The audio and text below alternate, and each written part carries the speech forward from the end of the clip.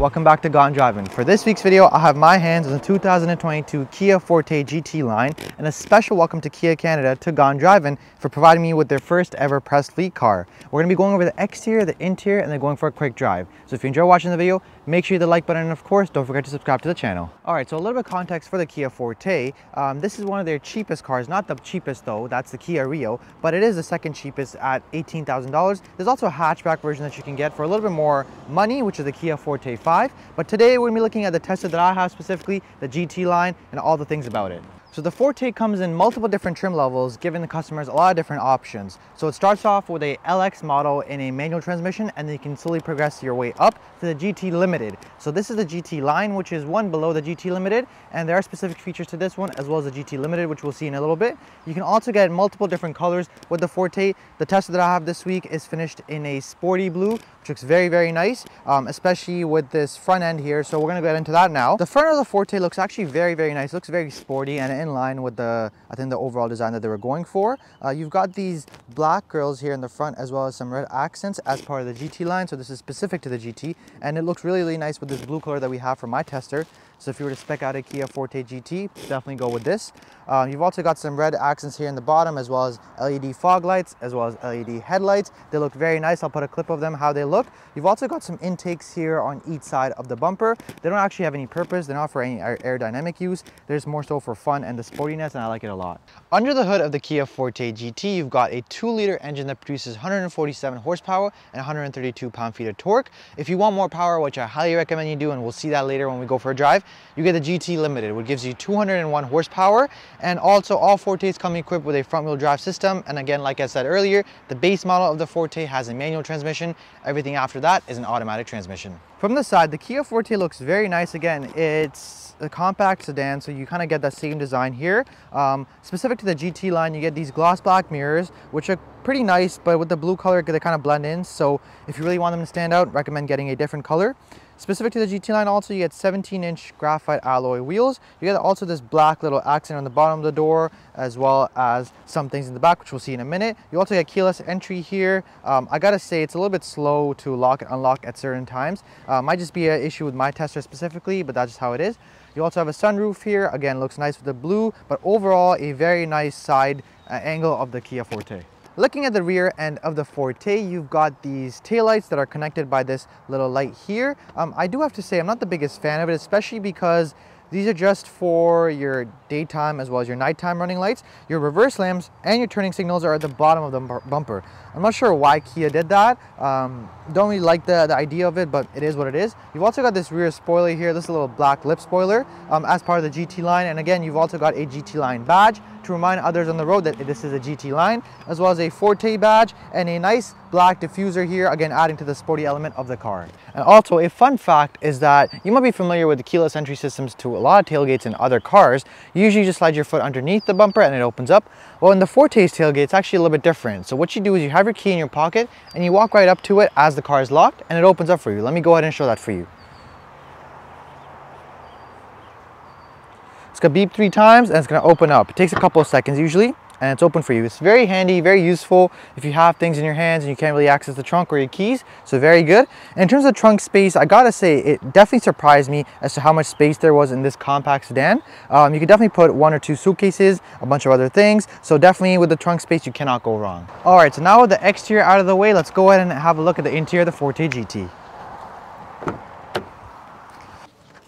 Alright, so currently sitting in the inside of the Forte, and the initial impressions when I got into this car were the screen. That's the biggest thing. It's the 10.25-inch touchscreen with navigation as well in it. And then we've got a pretty simple gauge cluster and analog and a steering wheel that has a lot going on, but we're going to look into it in a minute here.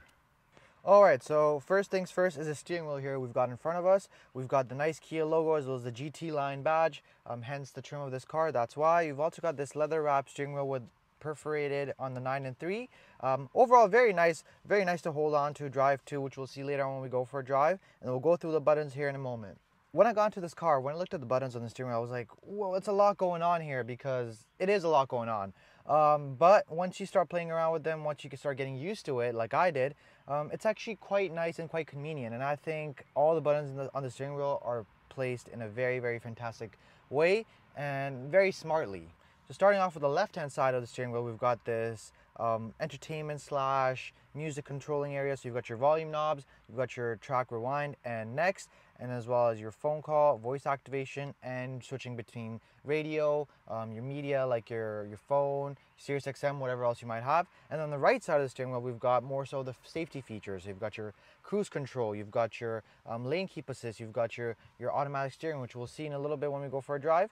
But they're all on the right side. You've also got a button to control some of the information in your gauge cluster.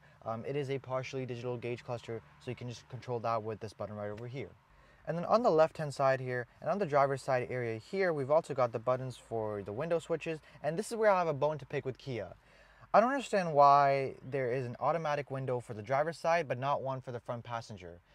With most cars, they usually have it in the front and not in the back, but for this car specifically, it only comes with the driver's side, and it's a little bit annoying, especially when I want to put my windows down. I just want to put them down with one press of a button instead of holding down the one for the front passenger. It's a small little issue, but I just wish Kia could put it in. I mean, how much would it really cost adding that extra button onto the side there? In terms of the seats of this Forte GT, you've got synthetic leather bucket seats, finished off with white stitching here, and as well as on top here with the GT Line emblem or the logo, reminding you and other passengers in the car that this is a GT Line car.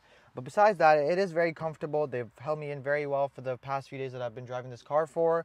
My driver's side area here, you have 10-way adjustable seats, so lots of different adjustability, as well as lumbar support for the driver here, which is very, very nice. In terms of the gauge cluster of the Kia Forte GT, it is still pretty dated compared to some of the competitors, like the Civic is fully digital now. Basically, all manufacturers trying to go digital with their gauge clusters, but Kia is still staying firm with their old school analog style speedometer and tachometer. You do have a small little 4-inch screen that has some of your information like your gas, your battery, your mileage, as well as some adjustability for your safety features, what kind of music you're playing. So there is some digital screenness in this car, but for the most part, it looks very old-fashioned and a little bit dated in my opinion. And moving on to perhaps what is the most sophisticated, the heart of this interior, and that is the 10.25-inch screen that Kia has provided in the Fortes now. Very, very nice, very ample screen size, I gotta say, and specific to the GT line, this one does come with navigation, so very nice as well. But overall, I've had some passengers in the car, and they've all been very impressed by just how large the screen is. It's very responsive, very colorful, and just very, very purposeful, which is really, really nice to see that a manufacturer is incorporating in an entry-level car a screen size that's probably where the driver will be spending a lot of their time as well as using it, and you want it to be intuitive and easy to use, and I think Kia nailed it with this screen. And then right below the screen, we've got our climate control functionalities. So it's very nice to see that Kia is still using hard buttons to control climate as opposed to incorporating it all into the screen. Very easy to use, very convenient. I gotta say, it looks a little old-fashioned, especially the digital side of the things here in the climate control area, but it is what it is. You gotta keep in mind that this is a rather entry-level car, so you can't have the most sophisticated things, but at the same time, I do wish they would change a couple of things about the climate control. You've also got a charging mat right below the climate control area. Easy to use, you just slide your phone under and it works really well. You've also got USB port in the middle as well as a USB port on the right and a 12-volt plug or outlet if you need to put something here. You've also got a little storage mat for your keys or anything else you might have. And then you've got the heated seats and cooled seats. That's right, this Forte comes with cooled seats, and I know it's a standard feature now in a lot of cars, but in the Forte, I was quite surprised to see it, and I gotta say, it's very, very helpful in a hot Canadian summer weather like today, and I know I'm gonna be using this when I go for a drive later on. You've also got your heated steering wheel button right over here. You've also got your drive mode features, so this car comes equipped with a normal mode, a sport mode, and then a smart mode. So what the smart mode is, it basically monitors your driving and combines it and turns specific features on and off based on your driving style. Very interesting driving mode. I've never really come across one of these ones before, but I've used it once or twice now, and in terms of power delivery, you don't get the most power. You have to go into sport mode, but it's still there, and I think that's Kia's way of incorporating something that's similar to an eco mode, because this car doesn't have that. You've also got a button for your reverse camera, so you can turn that on anytime you want to see something behind you. It does obviously come on automatically when you put it in reverse, but you can also turn it on with the push of a button. And then moving back here, we've got 2 cup holders. They aren't heated or cooled. You've also got an electronic handbrake and auto hold. Yes, auto hold comes in this car, and I love that about this car because it's awesome. Especially if you get this car and you live in the city, auto hold is going to be your best friend. I've used it a couple of times. This one took a little while to get used to just because of the way it starts and turns off. But nonetheless, this car comes equipped with it, and I'm so glad that Kia has it. Overall, I have to say this interior is very comfortable, very convenient, and it just has what you need, and that's the best part about this. So definitely Kia has, or Kia Forte's interior has really lived up beyond my expectations, and I'm excited to see how this performs and show it to you guys on the road. But before we do that, let's go ahead and check out the back seats. All right, so currently in the back seats of the Kia Forte GT, and it's very comfortable, feels very nice. Nothing too much going on really, just a simple seat area. You've also got heated seats in the back, which is specific to the GT line. Very helpful in cold Canadian winters. Trust me, you're gonna need it. You've also got your regular window buttons here. You've also got nets only on the right side, though not sure why they didn't put it on behind the driver's side. But besides that, the legroom is ample as well as the headroom. You've also got a little armrest area here. And 2 cup holders, and also you've got a USB port to charge your device, just one of them though, so people will be fighting over it, but that's just the way it is. Besides that, I think it's time that we take the Forte out for a spin. Alright, so currently behind the wheel of the Kia Forte GT, and my initial impressions of driving this car have been that it's definitely a weaker car. It's definitely not the quickest around, and it's definitely not the quickest compact car if you were looking for that. But I gotta say, it is definitely on the top tier levels for luxury, comfort, and convenience. All those 3 things, if you're looking for that in a car, you can take those off right away. Alright, so I'm gonna go ahead and show you guys what exactly I mean when I say that this car has definitely a very weak powerhouse.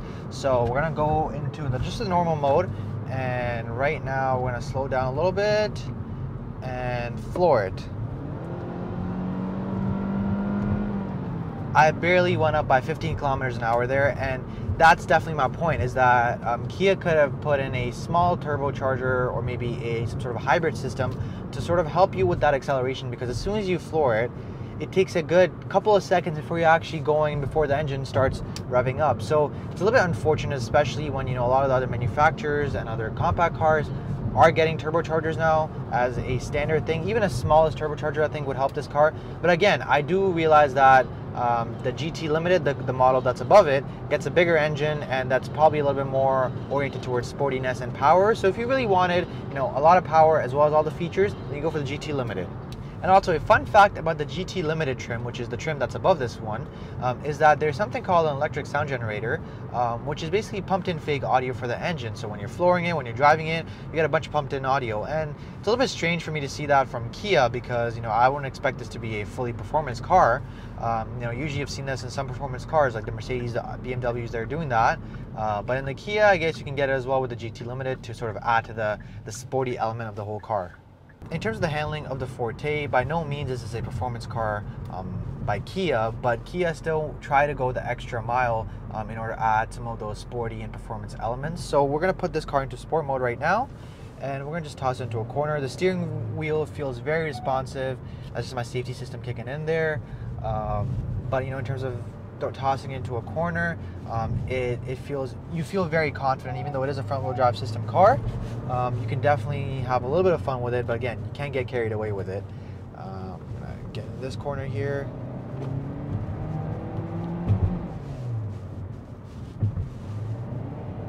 Again, that's the engine revving up to high 5,000, 6,000 RPMs.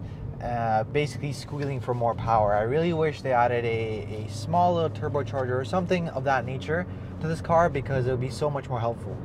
And also a fun fact is that with the driving modes, you get a normal, sport, and then a smart mode, which is basically a balance of eco, normal, as well as sport. So it basically just decides, or it determines how you're driving the car at the moment. So let's say if I'm flooring it, or if I'm sort of in a sporty mood, it'll put the car into sport. But then when I want to save some gas when I'm in the city, it'll change the dynamics of the car as well as the overall engine output, and it'll put it to that mode. And in terms of the safety features of the Kia Forte, it definitely impressed me. I think that's the most impressive thing about this car, and if there's one takeaway from it, it would be the safety features in this car.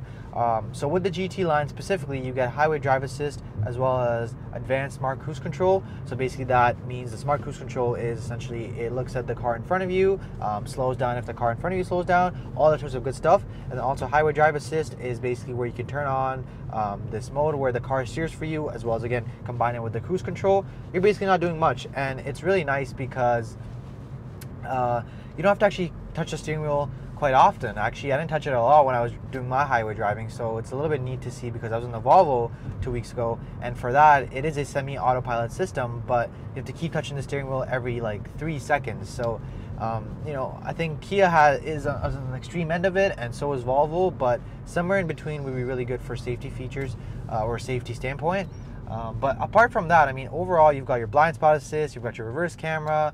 There is no 360 camera. I do feel like it could be useful in a compact car, but at the same time, it is a compact car. You don't really need to have 360 camera because, you know, it's not a large car by any means. And then in terms of the infotainment screen, that was also one of the things that impressed me quite a bit about the car. You know, as soon as you get into it, it's probably one of the things that you notice right off the bat. It is a 10.25-inch screen, fully touchscreen. There is no control knob or anything like that to control it, but again, there's no issues with that. It is quite colorful, very responsive. The pixels are very nice as well. You also have CarPlay and Android Auto in the Forte through a wired connection, not so much a wireless connection. I know, you know, it's not supposed to be a big problem, but I just wish Kia Forte could have it for the next generation, perhaps. But besides that, there is really no other issues with the screen. There's a lot of different modes that I was quite surprised to see. For example, valet mode, where, you know, I guess the car changes some of the settings or restricts to some of the settings. Here are my final thoughts on the Kia Forte GT. It is definitely an affordable and compact car that you can get with a lot of different features in terms of safety and convenience. But when it comes to the performance, this car does not do as well as you'd want it to, especially with the GT line and anything below that. You get the 2-liter engine, and that's just not quick enough. I haven't driven the GT Limited Forte yet, so I don't know how quick that is, but I do feel like that might be a little bit better if you want the performance as well as all the safety features. I'm gonna floor it here, and it takes so long for it to get going, so that's really a disappointing feature about this car. But besides that, you can get past all those things. I really do feel like this might be a better buy compared to the Honda Civic or the Toyota Corolla. I like the looks of this car a lot more. I like the interior of this car a lot more. So I definitely feel like if there was if I had to pick between a Civic and the Forte, I'm definitely going with the Forte. And with that, my review on the 2022 Kia Forte GT line comes to a conclusion. If you enjoy watching this video, make sure you hit the like button. Of course, if you want to see me do more cars, make sure you subscribe to this channel.